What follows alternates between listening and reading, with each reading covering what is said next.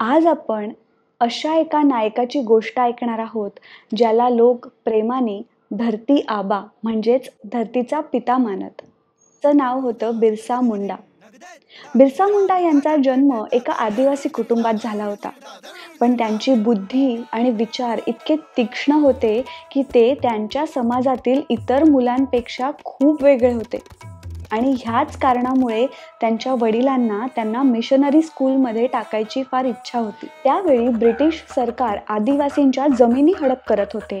त्यांना जंगलात जाण्यास बंदी टाकली होती आणि त्यांचं धर्मांतरण करण्यास सुरू केलं होतं. आणि त्यांना हे सांगण्यात आलं होतं की जर ख्रिश्चनिटी हा धर्म तुम्हाला पत्करावा लागेल आणि त्यानंतर तुम्हाला तुमच्या जमिनीसुद्धा परत मिळतील आणि तुम्हाला मिशनरी शाळेत प्रवेशसुद्धा मिळेल.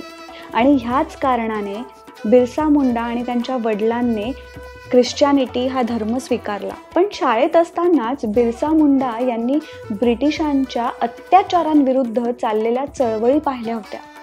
त्यांना लवकरच कळले की ब्रिटिश आणि मिशनरी या दोघांचेही विचार एकच आहेत, आपल्यापासून आपल्या जमिनी आणि आपला धर्म हिरावून घेणे.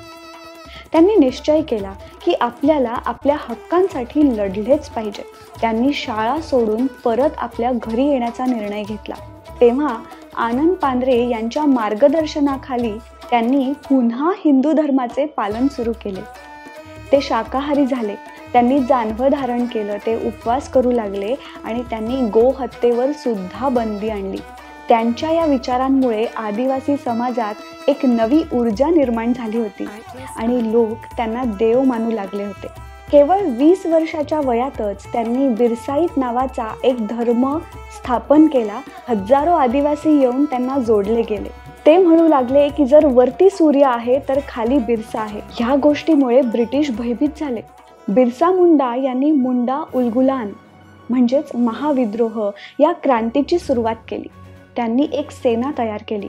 त्यांच्या सैन्याचं ब्रीदवाक्य होतं कटॉंग बाबा कटॉंग साहेब, म्हणजे साहेबांना आणि मिशनऱ्यांना मारून टाका, संपवून टाका. त्यांच्या या सैन्याने अनेक पोलीस स्टेशन्स, चर्च आणि ब्रिटिश इमारतींवर हल्ले केले आणि त्या नस्तिनाभूत केले.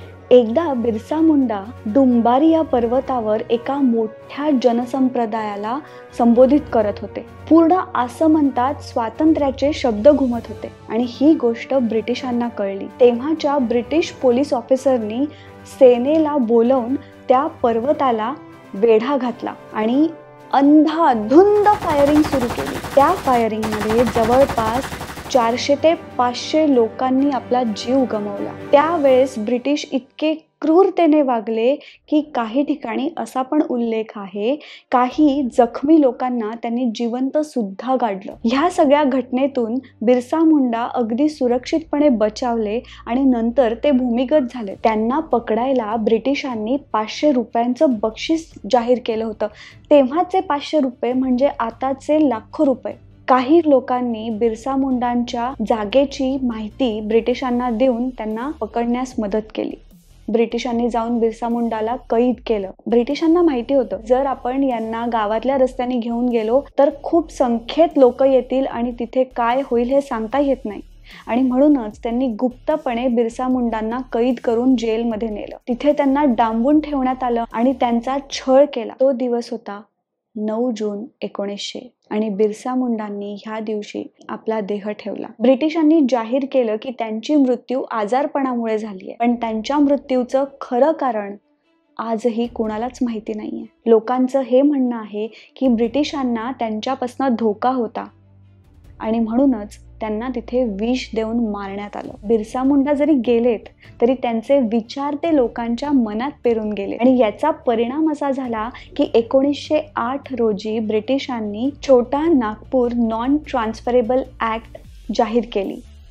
ज्या ॲक्टच्या अंतर्गत आदिवासींची जमीन इतर कोणत्याही लोकांना विकता येणार नाही आणि कोणत्याही व्यक्तीने ती विकत घेऊ नये किंवा त्याला ती विकत घेता येणार नाही. ही ॲक्ट आजही अस्तित्वात आहे, ज्यामुळे आजही आदिवासी लोकांचे हक्क त्यांना मिळत आहेत. बिरसा मुंडा यांचा जन्म झाला 15 नोव्हेंबर 1835 रोजी आणि म्हणूनच 15 नोव्हेंबरला आपण जनजाती गौरव दिन म्हणून साजरा करतो. आपल्या सगळ्यांना जलियनवाला बाग हे माहिती आहे, पण डोंबारीवर जे झालं ते जलियनवाला बाग एवढंच भयंकर होतं. जर भगत सिंग क्रांतीची तलवार होते तर बिरसा मुंडा त्या तलवारीचं टोक होते. अशाच एका शौर्य गाथेसोबत भेटूया पुढच्या भागात.